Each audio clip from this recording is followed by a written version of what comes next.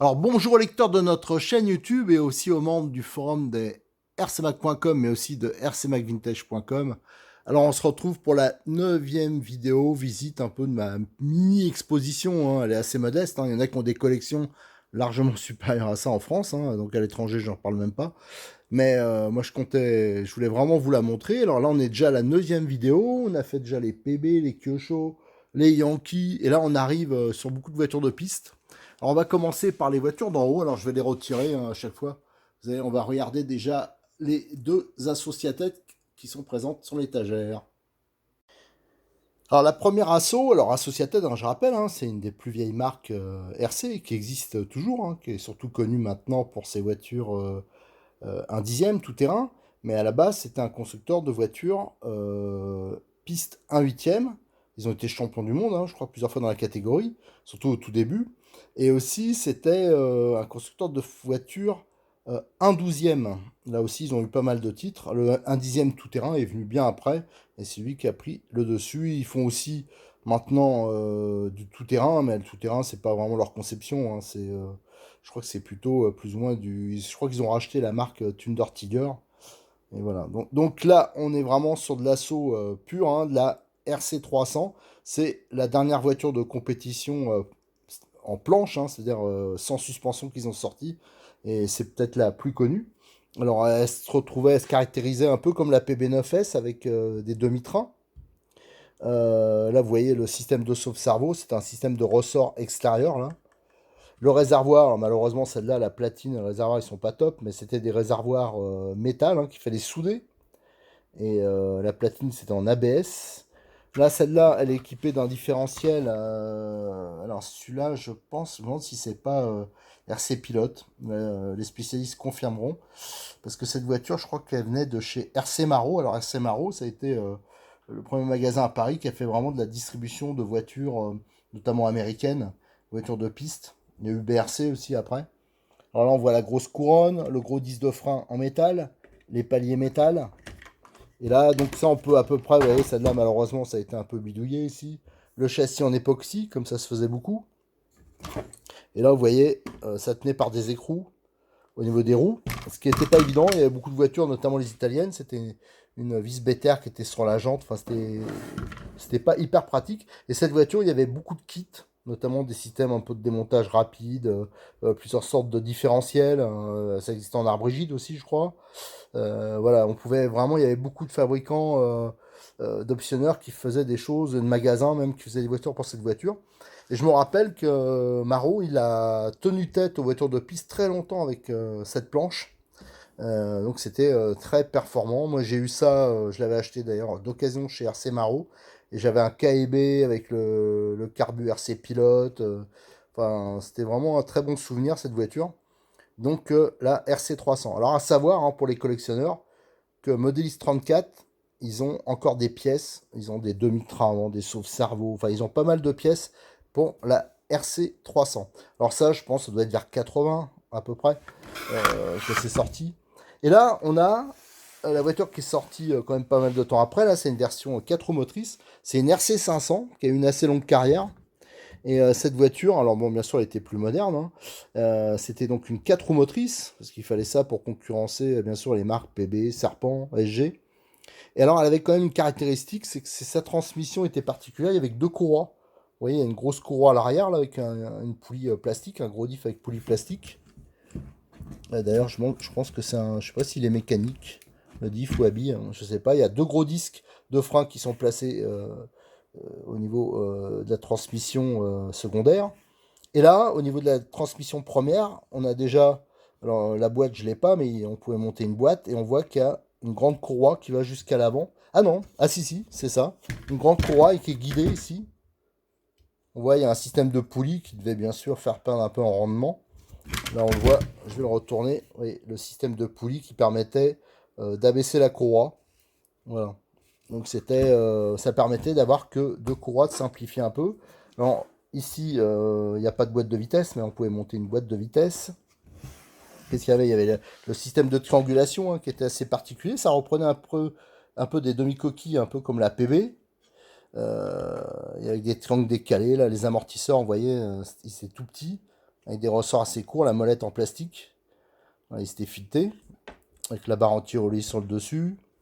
Voilà, donc c'était une voiture assez originale qui était assez peu distribuée en France. Celle-là, je crois que c'est les amortisseurs de RC10 à l'arrière. Ça, c'est pas sûr que c'était à l'origine, avec la pièce carbone.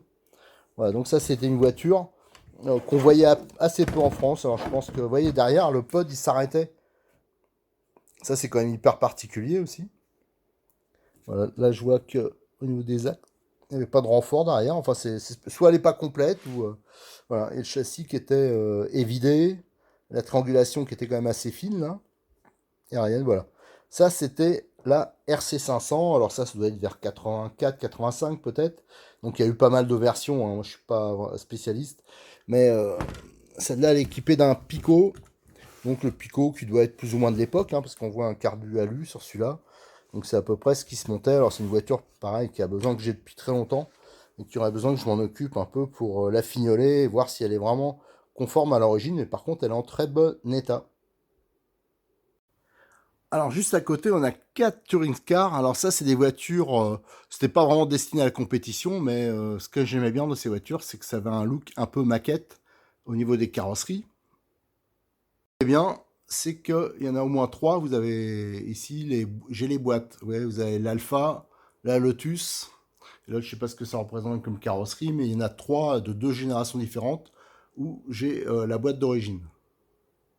Alors la première que je vais présenter, hein, c'est la plus récente aussi de ma collection. Alors pour vous dire l'année, je sais pas exactement. Moi, j'ai estimé que c'est vers 83 peut-être. Je sais pas exactement, mais en tout cas, c'était des voitures loisirs avec la carrosserie de Formule 1, parce que ça se faisait beaucoup à un moment, les Formule 1. Et c'est une carrosserie Alpha. Et en dessous, on peut voir la mécanique était assez simple. Hein. Donc on voit, il y a un châssis époxy avec un immense pod en alu. Pourquoi? Parce que le moteur était en position transversale. Et comme on peut le voir, c'était assez particulier. Il attaquait directement une couronne conique. Voilà, donc il n'y avait pas de différentiel, bien sûr. Donc il fallait bien sûr une cloche qui était un peu spécifique. Donc c'est pour ça que le pod, bon celle-là elle est toute neuve, le pod il est assez long en alu. Et le train avant, enfin la partie avant, est en époxy. Le train avant il est assez classique, hein, comme sur les voitures de l'époque. Et on peut voir que il a un démontage rapide. Voilà, là vous avez un petit ressort. L'axe, il y a une fente au bout, là, une rainure, et bien sûr ça se prend dedans, et c'est ça qui retient la roue. Donc on peut le démonter assez rapidement. Donc ça c'était plutôt bien. Là on peut voir le sauve-cerveau, en fin de compte. Le sauve-cerveau c'est juste sur l'axe, vous avez des ressorts, et c'est ça qui faisait sauve-cerveau, donc c'était quand même assez sommaire. La platine radio qui pour l'époque était pas mal. Par contre j'ai pas le réservoir, donc je sais pas exactement le réservoir qu'il y a dessus, mais en tout cas, je l'ai pas et je sais pas exactement où il se montait. Donc ça, il faudra que je regarde sur une version d'origine. Si quelqu'un a des photos, je suis preneur. Là, on a le système de frein avec un disque Ferrodo. Et là, on retrouve le même système de ressort qui permet un démontage relativement rapide de la jambe. D'ailleurs, je vais le faire. Donc là, ouais, j'ai démonté. Hein. Sur l'axe, on voit la fente. Et de l'autre côté, il y a un méplat. Et là, sur la roue, voilà, on retrouve la même chose. Et ça qui fait le démontage rapide. Donc c'était assez original, hein, c'était assez peu proposé. Alors, à l'époque. Alors, donc là, on a une Touring Car. Donc c'est une voiture italienne. Toujours une Touring Car. Alors, Tourings, peut-être avec un L, je ne sais pas exactement comment on prononce, parce qu'il y avait deux marques qui avaient à peu près ce nom-là. Donc je confonds toujours. Alors ça, c'est une version plus ancienne, vous allez voir, qui est entièrement en métallique et qui doit dater de la fin des années 70. Alors je pense que la carrosserie, je sais pas trop, je vois marqué Gitane. Alors celle-là, j'ai pas la boîte, donc je sais pas ce que c'est, je m'en rappelle plus. Je l'ai su à un moment. Alors à savoir que c'était livré avec les petits accessoires, hein, vous voyez, les rétros métalliques. Là, j'ai pas les dérives, mais non, il y a des dérives en métal moulé. Vous voyez, la carrosserie, c'est une sorte d'ABS. Vous voyez les feux à l'arrière là, qu'on pouvait bien sûr rendre fonctionnels, qui sont métalliques là, qui sont démontés. Et celle-là, je l'ai pour depuis des lustres. Et donc, vous avez le châssis, c'est un profilé en U en aluminium. Ici, vous avez des pontons. Sur le ponton, là, vous voyez, c'était vraiment les débuts de la RC, parce qu'il y a encore un réservoir d'avion. Donc, imaginez, hein, pour faire le plein, il fallait dévisser ici. Ici, je pense que peut-être un système de un peu pour pomper ou pour faire le plein, je sais pas exactement. Une pressurisation, peut-être. C'était juste tenu par un élastique. Là, vous avez un moteur attendez, je regarde, on verra. Un Cosmic. Alors, je crois que c'était des moteurs anglais, j'en suis pas sûr, mais je crois. Regardez, l'échappement, c'était vraiment très simpliste. Hein, c'était juste deux tubes.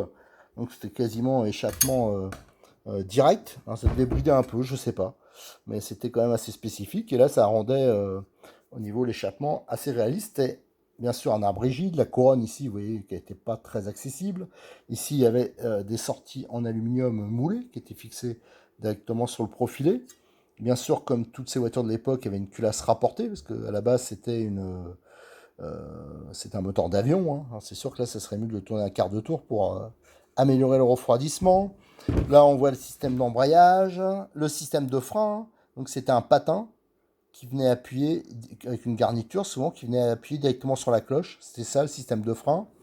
Ici, vous avez le système de commande, comme c'est des carbus. Là, c'est un Péri, des carbus à commande rotatif. Hein. Fallait, vous voyez, ça a été bidouillé hein, pour assurer à la fois le freinage et l'accélération. Le cerveau de gaz, à cause de la carrosserie, bien sûr, il est posé à plat, comme le cerveau de direction. Et là, vous voyez, là, il n'y a pas trop de... C'était des chaps, ça, des tringles pour les avions. Ce qu'on retrouve ici, la commande, c'était un peu quand même particulier. Hein. Vous voyez, c'est encore le petit palonnier en plastique d'avion. La commande avec ici une barre supplémentaire. Alors je me demande si à la base c'était pas une seule barre et après on va regarder sur les autres voitures. Et là vous avez donc le système de suspension avec la barre de torsion et c'est des triangles en métallique emboutis. Voilà, donc à l'avant il y a une sorte de suspension. Voilà, là qui est pas hyper fonctionnel mais normalement il y a une sorte de suspension. Les pneus ils sont moulés. Et les jantes, vous voyez, elles sont en aluminium et je crois qu'elles sont démontables, hein, si je me souviens bien. Et là, vous avez le châssis. Hein. Vous voyez, c'était quand même assez particulier. Allez, je vais sortir les autres pour comparer. Alors là, j'en ai une deuxième, c'est celle qui correspond à la boîte que je vous ai montrée tout à l'heure. Alors là, vous allez pouvoir rire, hein, je vais essayer de vous le dire en anglais, une Shadow Rose. Alors, je crois que c'était une voiture anglaise, une barquette anglaise. Alors là, il y a une petite vis que j'ai retirée. On peut voir que l'arceau est intégré à la carrosserie. Celle-là, elle a l'aileron, hein, qui est entièrement métallique. Hein. Ça, c'est du métal. Là, ça se retire. Il y a même à l'arrière, vous voyez, les prises d'air. Là. Ça, c'est en métallique aussi. Vous voyez, c'est fixé dedans. Vous voyez, c'était quand même assez... c'était vraiment tout maquette. Et là, on peut voir que c'est à peu près la même. Hein, sauf que le système de direction, si vous avez bien regardé tout à l'heure, là, il est complètement différent. Vous voyez? Donc c'était bien ce que je pensais, hein, c'est qu'il y a une corde à piano qui est ridicule hein, au niveau diamètre. Et là, ça devait être relié directement à un seul des bras. Et lui, il entraînait bien sûr. Donc là, il n'y a pas d'histoire d'Ackerman ni rien. Là, le réservoir, par contre, il est fixé. On voit que c'est pas le même. Il est fixé à l'intérieur. Et le moteur, là, est-ce que c'est... Ah, c'est toujours voilà, un Cosmic. Donc c'était sûrement livré d'origine avec ces moteurs. Et là, comme il n'y a pas la culasse, on voit mieux le système d'échappement. Hein. Vous voyez, c'était juste... Là, c'était tenu par... On peut voir, c'est une tige filetée. Hein, ça doit être du 2, du 2,5. Et là, il y avait les deux sorties. Donc ça devait quand même pas mal brider, je pense. Donc c'est un moteur, je pense, il ne doit même pas faire 3,5. Cette version, carbu Péri, là on voit bien le système de frein. Voilà, là je l'ai décollé. Et on peut voir qu'il y a la garniture. Et là, on peut voir l'usure. Hein. Donc c'est une voiture qui a servi.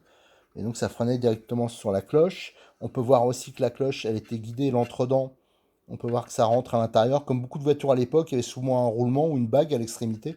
Et c'est l'embout de vilebrequin qui rentrait dedans. Enfin, au moins de l'adaptateur. Et ça permettait d'avoir un entre-dents constant. Par contre, bien sûr, on ne pouvait pas changer le rapport.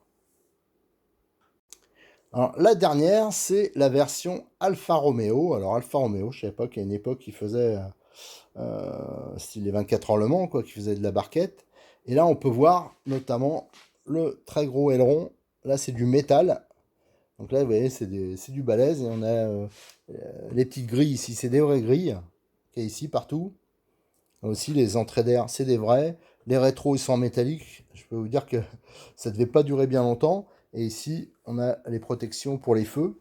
Et au fond, d'ailleurs, il y a les feux qui sont reproduits. Donc, vous voyez, ils essaient de faire un peu maquette. Allez, je vais essayer de retirer la carrosserie. Je retire la carrosserie, je peux vous dire qu'elle pèse 2 tonnes. Vous voyez, l'arrière, il en alu aussi, avec sous le ponton, là, sous l'énorme aileron. Pareil, on retrouve les grilles. Partout, on retrouve... ici, c'est en métal, hein, la partie où il y a les phares. Enfin, voilà, c'est vraiment du balèze. Et là, on retrouve... Alors, est-ce que ça a été peint ou est-ce que c'est une version spéciale Alfa Romeo? Mais on peut voir les bras, là, qui sont couleur rouge. Le sauve-cerveau, ça c'est sûr, c'est pas celui d'origine. Les billettes non plus. Qu'est-ce qu'on retrouve là? Celle-là, elle n'a pas le réservoir. Et le moteur, je crois qu'on retrouve encore un Cosmic. Donc c'était vraiment le moteur qui était livré sur toutes ces versions. Voilà, et la couronne, enfin elles sont relativement en bon état. Hein. Sauf qu'il faudrait les compléter, peut-être au niveau réservoir, tout ça, mais autrement, la base est pas mal. Voilà ce qu'on pouvait dire sur les Touring Car. Allez, on va finir cette vidéo avec 2 voitures, elles aussi assez originales. Et je pense qu'ils sont pas courantes en France, c'est les Carlson. Voilà, ces Carlson, c'était pas mal connu, notamment dans les courses d'endurance, en piste 8e. Mais alors là, c'est pas le même modèle, hein, c'était des voitures classiques. Donc là, c'est des voitures à suspension, mais qui sont très originales. Alors, Carlson, c'est une marque suédoise. Alors, les Carlson, alors là, je les ai sortis.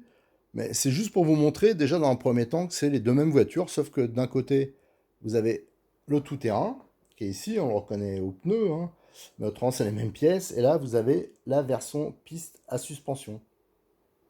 Alors cette voiture de piste à suspension suédoise, hein, qui est quasiment en tout point pareil que la version TT, la caractéristique, alors déjà, il y avait une grande platine en...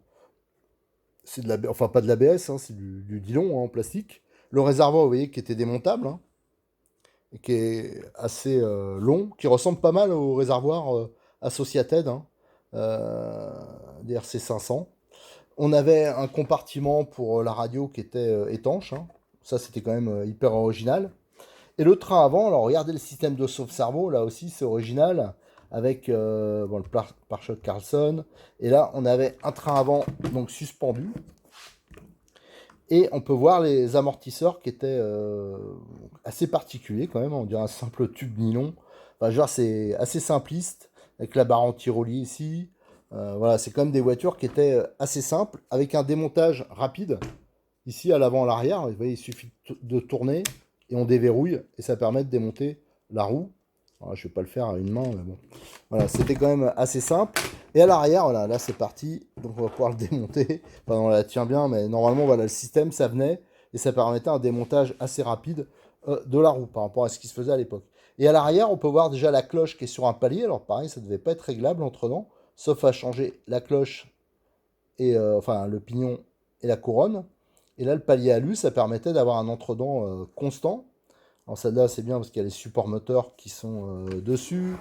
On peut voir qu'elle est en très bon état en dessous, que ce soit au niveau de la partie avant en époxy, comme ça se faisait souvent, et le pod en alu à l'arrière. Et on peut voir, il y a le système de suspension à l'arrière. Je crois que ça s'appelle un pont de Dion. Voilà, tout l'ensemble, il s'articule. En fin de compte, il est rigide hein, entre les deux bras. C'est un train riche. Je pense pas que ça puisse s'articuler de façon indépendante à droite et à gauche.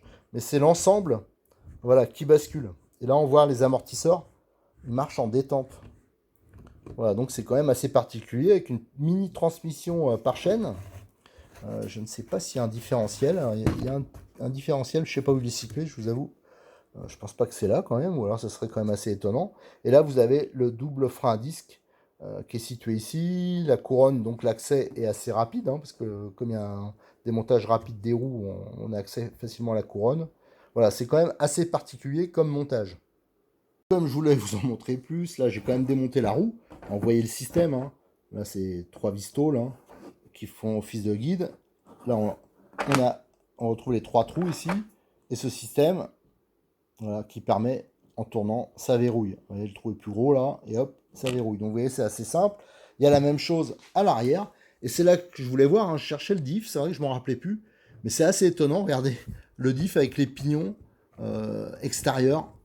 Donc c'est un diff à pignons qui doit être peut-être réglable en serrant l'écrou là. Je crois que ça doit être le cas. Mais c'est hyper simpliste, on dirait un diff de Tamiya.